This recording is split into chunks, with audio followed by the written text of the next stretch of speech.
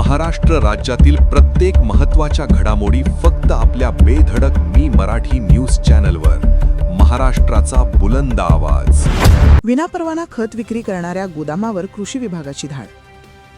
शहादा शहरातील बायपास रस्त्यावरील अक्षर पेट्रोल पंपासमोर असलेल्या एका गोदामावर गोपनीय माहितीच्या आधारे कृषी विभागाने टाकलेल्या धाडीत गुजरात राज्यातून विनापरवाना वेगवेगळ्या प्रकारचा 61,130 रुपयांचा विक्रीसाठी आणलेला खतांचा साठा आढळून आला. या प्रकरणी दोघांविरुद्ध शहादा पोलीस ठाण्यात गुन्हा दाखल करण्यात आला आहे.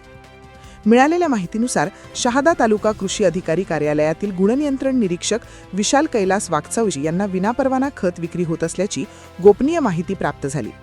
त्यांनी तात्काळ बायपास रस्त्यावरील भाड्याने घेतलेल्या गोदामाचे मालक धनंजय विनायक पाटील यांना दूरध्वनीद्वारे संपर्क साधून गोदामाबाबत सखोल माहिती विचारली असता त्यांच्याकडे खत विक्रीच्या व साठवणुकीचा परवाना आढळून आला नाही.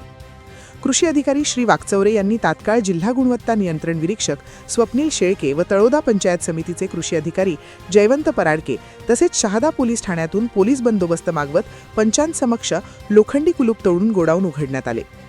त्यात युरिया खताच्या 5 गुण्या, 9-24-24 खताच्या 5 तर मॅग्नेशियम सल्फेटच्या 58 असा एकूण 61,130 रुपये किमतीचा खत साठा आढळून आला.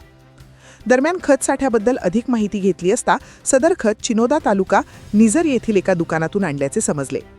खत विनापरवाना साठवणूक व विक्री केल्याप्रकरणी धनंजय विनायक पाटील तसेच मयंक कृषी सेवा केंद्र राहणार निझर तालुका निझर गुजरात यांच्याविरुद्ध कृषी अधिकारी विशाल वागचौरे यांनी दिलेल्या फिर्यादीनुसार शहादा पोलीस ठाण्यात खत नियंत्रण आदेश, अत्यावश्यक वस्तू अधिनियम 1955 मधील कलम तसेच भारतीय न्याय संहिता कलम 316 व 318 मधील 4 नुसार गुन्हा दाखल करण्यात आला असून पुढील तपास सहाय्यक पोलीस निरीक्षक प्रवीण सोनवणे करीत आहेत. बेधडक मी मराठी न्यूजसाठी सुमित गिरासे, शहादा.